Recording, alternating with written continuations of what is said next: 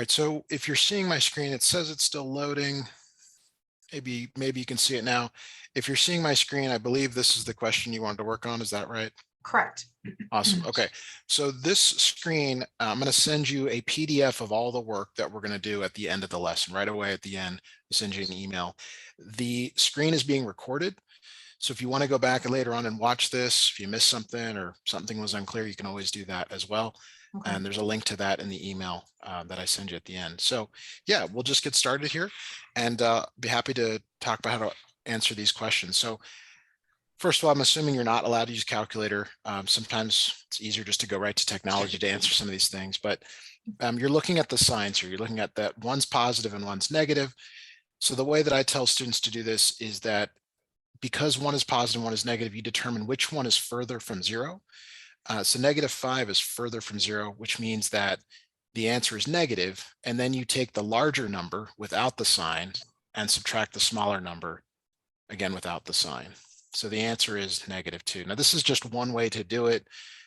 I don't know if that's clear or not, but that would be how I would recommend doing a problem like 10A.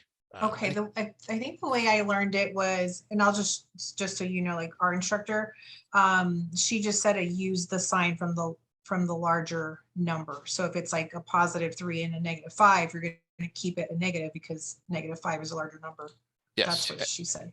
And then the issue is, well, what is the actual final number? Because you got to be careful that you don't, add or do something else here as well. But yeah, that's exactly right. Whichever one is larger gives you the sign. That's perfect. So if you end up with a positive number being the larger number, then you add, I assume, instead of Yeah, I mean, subtract. so an example of that, I'll make that letter D here. Let's say it's 4 plus -2.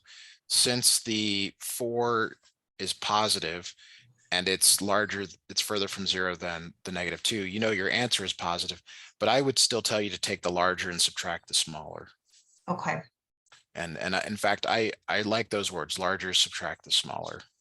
Okay, see, that's what's gonna throw me off. I know it's like so simple, but I get the worst test anxiety when you're having to read and figure it out without having Yeah. instructions on how to do the problem. I understand. I understand. I Okay. mean, so one way to help you with this, because this concept is important because you're going to be adding and subtracting variable expressions and solving equations, which relies on this, Uh-huh. is to do a few more examples now, but I think you'll get it here pretty quickly. Okay. The one I wrote's, more commonly you would just see it as 4 minus 2. You wouldn't see it in sort of this unusual way that it was written up above. But let's look at letter B.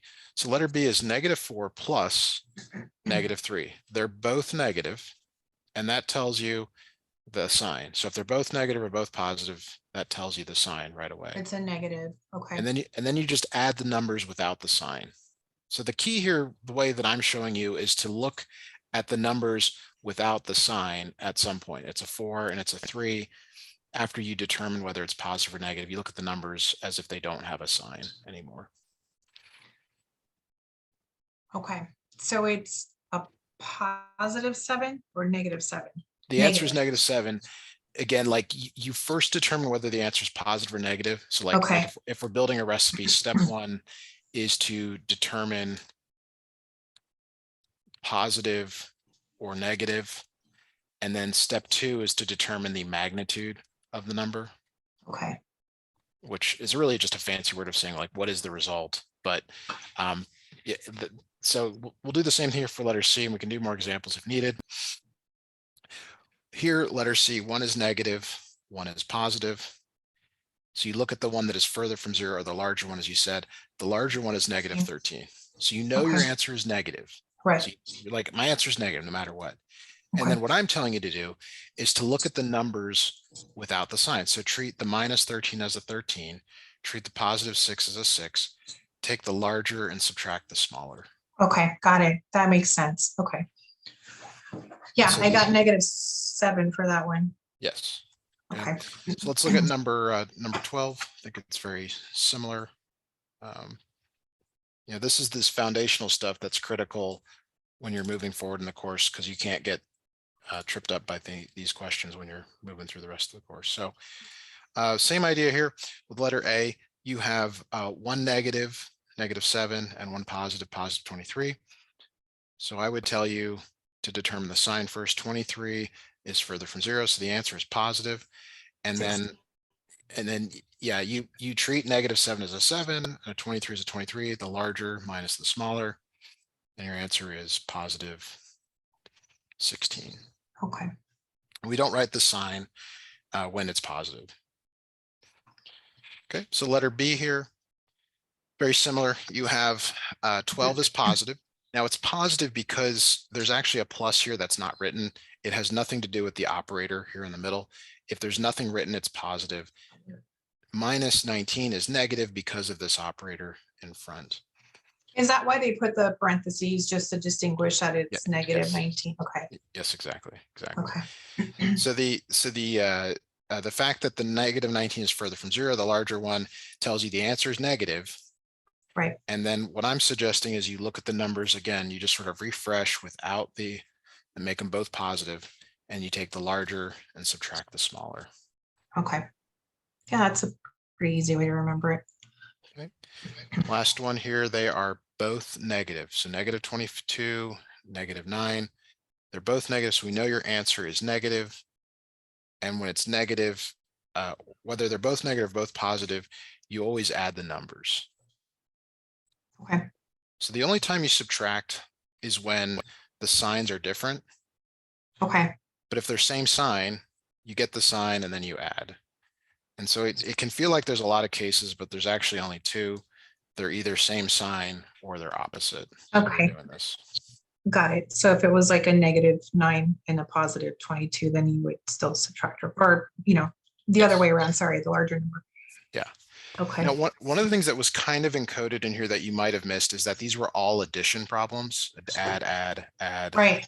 add. And there's like problem 30, for example, that you're no longer adding. So we should probably look at those next because it adds a little wrinkle to what we've been doing.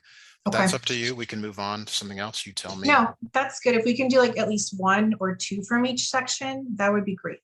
Okay, so let me pull in 30 here and Like -2 minus -5 or something. Wait, sorry. do you want me to do 30 or would you like a different one? You know what? Let's do that 32. Sorry. -2 Okay. minus -5. All right, let me get that snipped in. And then you can do whatever way you want. That's fine. Sure. Yeah, so let me get this in here. Let me grab one more. Our instructor, well, I don't know, the school's really funky if you ask me. They want us to do the work on our own, submit it, and then we go over how to actually work the problem. That's not how you're supposed to teach somebody. But yeah, they call it a flipped classroom. It's really popular now, and it doesn't work very well, especially if you're a return student. Yeah, like in your 40s, like me. This is crazy. Yeah, because you're, at this point in our life, it's like, hey, we're focused, we know what to do when we get in there, and it's to help students that aren't as motivated. I took it in 2011. I passed it with like a B, but I struggled. I had to just do a bunch of extra credit, but they just would not transfer. It's older than 5 years. Yeah, you mentioned that on the phone. I mean, sorry to hear that. I mean, I wish they were more accommodating, but they are not. So this first one here, the step here is that you have to make a change when you see a double negative. So whenever you see two negatives right next to each other, the analogy in English is when you say you're not going to not do something, that means you are going to do something. The two negatives become a positive. They actually both become positive if you've seen that. Now, in terms of how it's written, you only write one positive, but whenever you see two negatives here next to each other, they both become positive and you end up just writing the one. So you go from this first line to this third line. If you need to, you can write the intermediate one. But this now is a problem just like the ones you were doing before. So you turn every subtraction problem into an addition problem by changing the sign when they're both negative. Okay. So essentially a negative and negative is a positive in this. Yes. Okay. Double negative becomes a positive. Got it. Okay. So if I write the next one here, again, what students do or what they show you in the classroom, it's pretty fast, is they change the first subtraction into a plus and the second subtraction into a plus because they're both negative. For now, I think it would be good to actually, instead of Write it doing out. that, write it out as plus 2. And then say, oh yeah, it's really just, you don't need a double plus, you just write one of them. Okay. Letter C is a tiny bit different, -7, -17. The idea here is that subtraction is the same as addition by a negative. So every time, whenever you see a subtraction like this, it becomes like adding a negative. So this -5 is just brought down, but the subtraction becomes plus -17. Okay. So notice there's not that second negative, so you don't just cancel them out. It becomes adding a negative number. Subtraction is really like adding a negative number. It's like they just do it to confuse you. Yeah, Okay. I mean, you're not going to get a problem like this in this class. What you will get though is like -5x, -3x, and you have to know how to combine them. What I think it's better to do is actually to just treat these as both negative from the start. -5, -17. They're Mhm. both negative, so you know the answer is negative. And then like we talked about, you look at the numbers without the sign, 5 and 17, and you add those together. Because when they're same sign, you always add them. And then the answer comes out as -22, rather than this plus minus stuff, which is good, but you have to figure out what you're gonna like and how you're gonna interpret it when you see it. Okay. Okay, so that's 2.1 you said. Some of the sections didn't like come through, say exactly in order. Could Right. you just help me direct me to 2.2 or what next question you want us to look at? Okay. 2.2. Oh, there it is. Is the question 26? Let's see. 2.2 is 18, 20, 28. Any of those numbers. Okay, let Yeah. me, is 18a x to the 5th over x squared? I'm trying to pull it up right now. Hang on. Okay. Sorry. I have another laptop to my left. Let's see. Here we are. 2.2. Number 18. -2. It's like a -2 and then parentheses -1/2 in parentheses. For 18, number 18. Yeah. Okay, let me get to where I can, yes, there it is. Okay, so I see it now. All right. But you know what? Hold on a second. The bottom of the, yeah, it's 2.2 and 18. -2 parentheses -1/2. Yeah, this is it here. Yeah. It looks like. Is that right? Yes. Okay, so yeah, I see that you have circled 15 and 20, but this is number 18. So the problem is to find the product. It just means to multiply. You're taking -2 and the parentheses. So when they're squeezed together here with numbers, it implies multiplication. There's really multiplication, this dot between these two. Okay, now I've written it without the parentheses. The parentheses just indicates the operator, like you're multiplying. But to actually physically do it, you have to eliminate the parentheses. The second thing here is you have to recognize that you can always write every number as a fraction. So this -2 can be written as a fraction as -2 Over 1. over 1. Okay. Okay, and then the algorithm, the simplistic algorithm here is you multiply the tops, -2 times -1, which is +2, and then you multiply the bottoms, 1 times 2 is 2, and then you reduce if you can. So just to be clear, a negative times a negative makes a positive. So Okay. sometimes off to the right here, you will say, okay, negative times negative makes a positive, negative times a positive, and a positive times a negative. These both produce a negative. Negative. And if it's a positive times a positive, that also produces a positive. Okay. More rules to remember. That is the nature of math, unfortunately. Not my friend, not my favorite. No. But we're not done here. So this, even though this is like correct, it's not finished. It needs to be simplified. 2 divided by 2 is 1. So the final answer is 1 there. 1. Okay. Okay. We can go, probably should do another one here, or if you have others on this page, we can do. Yeah, we could do, well, I have to do all three of the A, B, and C, but we could just do B three All right, and then. let's keep going here. Okay. So we got letter B here. Again, I'm going to write 3 as 3 over 1 times, that dot means times, -1 over 3. 3 over 1 times 1 over 3. Okay. And so 3 times -1 is -3, because 3 is really positive. Positive times negative is negative. And then on the bottom, 1 times 3 is 3. So essentially the same thing. Yeah, Just a different. the 3's cancel, and it's 1, but the negative comes with, so the result is negative. -1. Okay. That's simple enough. All right. Let's see. 2.3, number 6. Let me find that.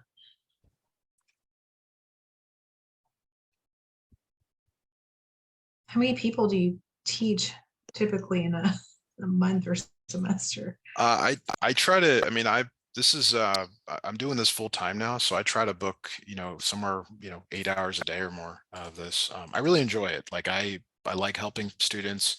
I try to custom what I do to each student, so we're just gonna do the minimum so that you get through this and Yeah. don't ever take math again. Some students are in graduate classes and they need a lot of explanation, so I provide that as well. But I'm happy to help, and I really enjoy doing this. Is this 6A? Is this the one you're referring to? 2.3, what did I say? Number 12? Number 12. I'm sorry, 6 and 12, yes. Is this right though? 15xy over 21y? Correct. Okay, great. I'm going to rewrite it just because it's a little grainy to see. To me, this is really, it's really a couple of problems in one. I'm going to draw some lines here to help distinguish it.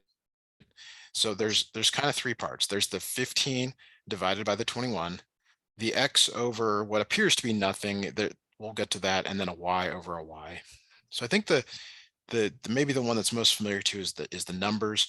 So you try to find a number that goes into both 15 and 21. Okay, and so these are divisibility rules. They're both divisible by 3. Right. And I can give you more explanation on that, but you just find out what goes into both and divide. So that produces 5 on top, 7 on the bottom. We'll get to the x in a moment, but whenever the variables are the same, you just cross them out. If it's the same on the top as the bottom, they go away. And so the x will, for now, we'll just say that it comes down without giving any more explanation. I think I know where you're going with this in the course, but I don't want to overwhelm you with that. So this is your answer. There's a couple of ways though you can write it. The first is this 5x over 7.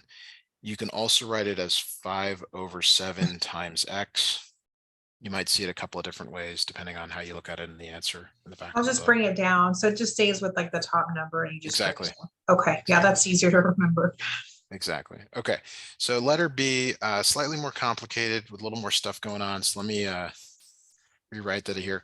39, 13, and then you got this A over A, B over nothing, C over C, and then the D on the bottom. So I'm trying to break it up so that, at least for now, just so you can see that what cancels. You do not have to do this, but I think it's easier to say, okay, the A's cancel, the C's cancel, but you could have done that up here to start. Now, 39 over 13, they're both divisible by 13. It gives you 3. When you divide 39 by 13, you get 3. The number goes in the top, and it's up to you if you want to put 1 on the bottom. Now, you don't have to, but the B stays on the top, the D stays on the bottom. Okay. And this is your final answer. Now, you probably see it like this in a textbook answer, 3B over D. But there's a few ways to display it as well. So it's okay to finish it off as an improper fraction or whatever. It's like, yeah, you're going to see more answers like this as you go through the course. Okay. All right. Should we do letter C? Sure. Why not? Okay. All right. So let me just give some space here. So we'll cancel out the things that are the same. So notice that the X's are the same. So those go away. And then what you're left with is you've got a y up top and a z on the bottom. And then you've got to look at the -12 and the 48. So when I look at those, you could say, okay, well, is it 4 or is it 1/4? Well, it is, if you take 48 divided by 12, it's 4, but the order matters. In division, order matters. Just like in this previous problem, it was 39/13. It's always top over bottom. So you find the number that goes into both, which is 12. 12 divided by 12 is 1, and then the 48 divided by 12 is 4. So the 4 goes on the bottom, and then 1 goes on the top, and then this negative just comes down with it. 48 divided by 12 is 4. Okay, so -1/4. Yes. And then in terms of how you would write it, you generally don't write the -1s. You'd put -y/4z. The negative can also go kind of out in front of the fraction. You'll see that from time to time. Okay. These are equivalent. It just depends on what you're So negative y. yeah. Okay. Do you know that if your tests are online or if they're in person, or what do you Yeah, we have everything's online. We just bring in a laptop and we can use the Microsoft calculator, but we cannot bring a scientific or math calculator or anything like Okay. that. All right, got it. Nope, Got no it. paper. No paper, no either. All right. So that was the last problem I saw on that page. So is there another grouping of questions? Not for that section. We can move on to, where were we? Oh wait, 2.4, which I think I already worked on a few, so I don't think I need 2.4. Yeah, I saw you said you started working on them.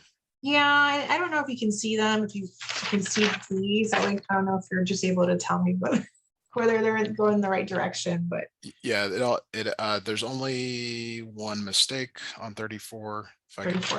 34C. Okay. So let me snip that in, show you real quick on that. So I've actually, I might got another screen where I'm looking at some other stuff here. This is everything I saw was fine. A was fine. You take that 4. Let me switch colors here to, we'll go blue. So that 4 times x, 4 times -4. This is correct. And then the -4 times x times the 2, -4x, and then -8 or plus -8. But down here, it's -5 times both, but see how there's a subtraction here?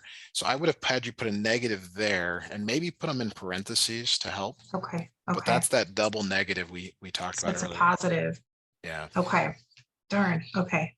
Good Close. call. I mean, that's the common, test prep thing that people miss. Should we look at 36? Yes, please. Okay. So that's, let me grab it from your paper here.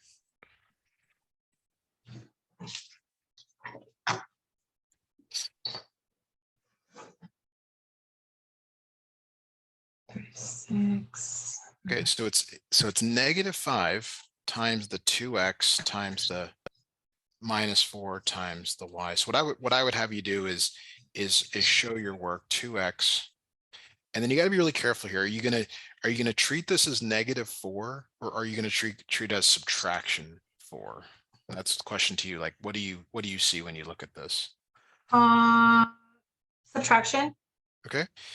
So we have a choice here. Like I said, we can say plus and then -5 times -4, which like I would tell you to always carry it into the number, like treat it, even though it's subtraction 4, I tell you to treat it as really it's a negative. Negative. Okay. So negative. Okay. And then plus -5 times the y. So you have to distribute to everything. Everyone gets the -5. It's not a choice. Everyone gets it. And now you're just reducing. You're just saying, okay, -5 times 2, that's -10x. Plus -5 times -4. So positive 20. Good. And then the last one here, it's plus and then -5 times y. So just -5 or -5y or So what? there's two choices. You can either write plus -5y, or you could just write -5y. They're both correct. Okay. It's whichever kind of you see. Okay. All right. Letter B. Letter B here, you're going to distribute this negative So one of the ways I tell students when you have just a negative on the outside is you're actually just changing the signs on the inside. You don't have to think of it as multiplying. You're just changing the sign. So this X is currently positive. So it becomes negative X. The Y is also positive. So it becomes negative Y. The Z is negative. So it becomes positive Z. You're just changing the sign of everything inside the parentheses. Okay, so they went from positive to negatives because of the negative to the left. Yes, it always goes Okay, left to right, just like we read. We'll kind of order okay. things left to right in general. These are all generalities. How am I supposed to remember all this? I My don't God. have a good answer to that. So, Okay. so Michelle, we're kind of at this point where we convert from the try it out to a full lesson. If you want, that's totally up to you. But I always want to give new customers like yourself an opportunity to see what uh, the format is like, see if you like it. I'm happy I've got time to go for the full time period. So please let me know though if you want us to continue or if you want to stop here for today. You know what? I definitely want to continue lessons every week if possible, just to get through this class. I have algebra just once a week, so it's not terrible. Okay. But I think 60% of our grade is the midterm and final. The homework's Yes. just kind of like you just turn it in. So if we could schedule